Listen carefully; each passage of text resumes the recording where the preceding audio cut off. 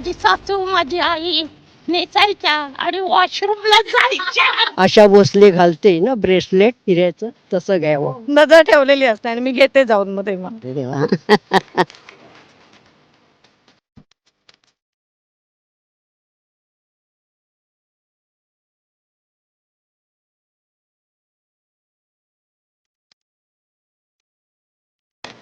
बहु असो सुंदर संपन्न की महा. प्रिय आमचा एक महाराष्ट्र देश हा. आम्ही महाराष्ट्रीयन आहोत, मराठी आहोत हे सांगताना ना मनात वेगळीच भावना येते. जेव्हा मला कोणी म्हणतं ना की तुमची संस्कृती काय आहे, तेव्हा माझ्या मनात विचार येतो की मी सुरुवात तरी कुठून करू. आपली संस्कृती ही कोणत्याही साच्यात न अडकणारी आणि सर्वांना जोडून ठेवणारी आहे. सणवार साजरे करण्यात तर स्त्रियांचा हातखंडा आहेच.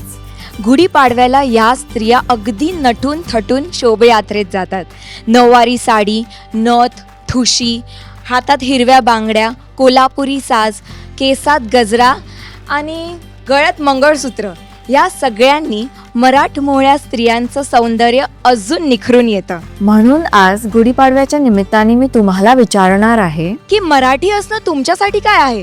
गुढीपाडवा फक्त एक सण आहे की अधिक काही? नमस्कार, आपल्या सोबत आहेत वीणा भिडे. वीणाजी. मला सांगा की गुढीपाडवाचं महत्व काय? हिंदू लोकांचं नवीन वर्ष चालू होतं गुढीपाडव्यापासून. गुढी जी आपण उभारतो ती एक ब्रह्मध्वजाचं प्रतीक आहे आणि महाराष्ट्रात स्पेशली सगळ्या हिंदूंचा हा अतिशय महत्वाचा सण आहे. हा चैत्र प्रतिपदेला येतो, म्हणजे यापासून नवीन धान्य येतं. आम्ही धान्यांची पूजा करतो, दारावरती तोरण लावतो, गुढी उभारतो. रामाला वनवास होता आणि राम वनवासातून आला, तिकडनं ते तो गुढ्या तोरण उभं केले का, तर त्याच्या स्वागताचा. राम हा खूपच दैवत चांगले आहे. स्पिरिचुअलिटी है उसके साथ भी कनेक्टेड रहते हैं. जैसे they go to the temple, you know, they will visit each other to wish happy Gudhi Padwa. नवीन वर्ष जसं स्टार्ट होतं तसं तो साजरा करतात. तुमचं आवडतं काय, नऊवारी की सहावारी?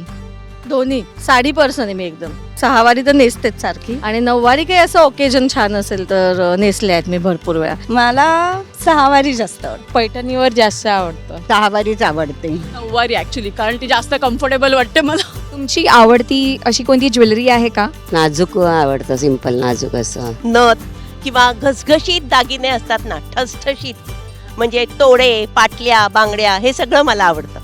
मला तन्मणी आवडतो, आणि मी आता रिसेंटली माझ्या बर्थडेला माझ्या आईने मला तन्मणी गिफ्ट केलं. मलाही तन्मणी खूप आवडतो आणि चिंचपेटी पण मला खूप आवडते. आवडतं ज्वेलरी तन्मणी, असं भारदस्त दिसतं गळ्यात घातलेलं. I would say earrings and after that it will be pendants. सगळंच ऍक्च्युली, मोठे इयरिंग्स जसं आउटफिट असेल तसं, पण सगळंच आवडतं ऍक्च्युली. तुम्ही सोन्याला असं इन्व्हेस्टमेंट करून बघता की आवड म्हणून बघता? ऍक्च्युली आवड म्हणून, पण घरी मिस्टरांना सांगतात की घेऊ दे, घे, तुला इन्व्हेस्टमेंट म्हणून पण होईल. सो माझी आवड, त्यांची इन्व्हेस्टमेंट. हाऊस म्हणून बघतो, इन्व्हेस्टमेंट म्हणून नाही बघतो. नाही. So हम सोना या चांदी लेके रखते हैं और एवरी ईयर उसमें इंक्रीमेंट करते रहते हैं. हर साल आप लोगे तो आपकी सक्सेस होगा, आपका ग्रोथ होगा, आपका डेवलपमेंट होगा लाइफ में. तो इस हिसाब से हम जरूर करते हैं. हाऊस म्हणून तर बघतेच, कारण मला आवडतात दागिने घालायला. इन्व्हेस्टमेंट म्हणून बघते पण आता मी. तुमच्या आईकडून किंवा आजीकडून अशी कोणता दागिना आलाय जो तुम्ही अजून पण वापरता? माझ्या 70-80 वर्षापूर्वीची हिऱ्याच्या कुडी होत्या. आता राऊंड मारताना मारत नाही, पण त्यावेळेसच्या हिऱ्याच्या कुडी अजूनही माझ्याकडे आहे. खास आठवण म्हणजे आईने दिलेला तो बकुळीचा हारच, पण आईने तो माझ्यासाठी ठेवला, तो अजूनही जपून ठेवलाय. आणि मला आवडतं की माझ्या लेकीला सुद्धा तो आवडतो. So I can pass it on. I have got some nice bangles which have come down generation to generation. So they have been like my prized possession. ही माझ्या आजीचीच ऍक्च्युली अंगठी आहे जी मी घालते बोटात. तर माझ्या लग्नामध्ये मोत्यांचे दागिने लागूबंधूंकडनं घेतलेले आणि ते अजूनही चांगले. माझ्या लग्नामध्ये ऍक्च्युली माझ्या आत्याने मला एक लागूबंधूंचा सेट दिलेला होता मोत्याचा. जे सगळे लागूबंधू, घरचे पण लागूबंधू वापरतात. खूप छान, खूप छान. इकडचं जे कलेक्शन आहे ते एक्सप्लोर करा, ते खूपच छान आहे. आम्ही वेगवेगळ्या लोकांच्या गुढीपाडव्याची कहाणी ऐकली. चला आता समजून घेऊया की सोन्याचे दर आकाशाला भिडले असताना सामान्य माणूस सोने खरेदी करण्याची इच्छा आणि हौस कशी योग्यरित्या पूर्ण करू शकतो. नमस्कार, आज आम्ही आहोत लागूबंधूंच्या स्टोअरमध्ये आणि आपल्यासोबत आहेत लागूबंधूंचे डिरेक्टर पराग लागू. नमस्कार सर. नमस्कार. आजकाल वाढत्या महागाईत सोन्याचे भाव तर खूप जास्त आहेत, तर लागूबंधूंकडे अशी काय ऑफर आहे का जी ग्राहकांना बेनिफिशियल असेल? हो नक्कीच.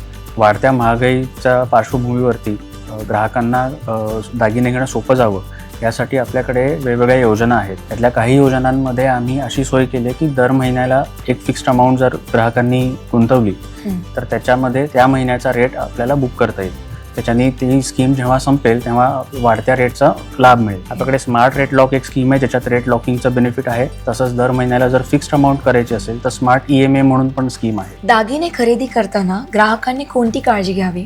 मला असं वाटतं की जे ज्वेलर्स अनेक वर्ष बिझनेसमध्ये आहेत त्यांच्याकडनं घेणं पसंत करावं, कारण त्याच्यातनं तुम्हाला कारिगिरी आणि एक विश्वास नक्की मिळतो. आणि राहिला प्रश्न शुद्धतेचा, तर आपल्याकडे आता गव्हर्नमेंटनी सांगितलेल्या नॉर्म्सप्रमाणे BIS हॉलमार्किंग उपलब्ध आहे. त्यामुळे हॉलमार्क ज्वेलरीज घ्यावी. राहिला प्रश्न डायमंड्स किंवा जेमस्टोन्स रिलेटेड, त्या लॅबोरेटरीजद्वारे स्टोन्सची क्वालिटी आणि त्याच्यातली केलेली ट्रीटमेंट ह्याबद्दलची माहिती त्या सर्टिफिकेटद्वारे आपल्याला कळू शकते. तर ह्या सगळ्या वेगवेगळ्या गोष्टींची काळजी घेतली तर मला वाटतं की दागिने खरेदी अतिशय आनंददायी होऊ शकते. आता मला फुल असं मराठी ट्रेडिशनल ब्राईडचं फिलिंग येतोय. गुढीपाडवा हे नव्या वर्षाचं प्रतीक आहे. विजय, समृद्धी आणि नव्या सुरुवातीचा सण.